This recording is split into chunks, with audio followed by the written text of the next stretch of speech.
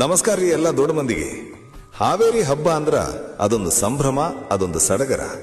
ಆದ್ರ ಆ ಸಂಭ್ರಮದಾಗ ಲಕ್ಷ್ಮೇಶ್ವರದ ಲಕ್ಷ್ಮಣ ಹೋರಿಗೆ ಚಪ್ಪಲಿ ತೂರಿದ್ದು ಎಷ್ಟರ ಮಟ್ಟಿಗೆ ಸರಿ?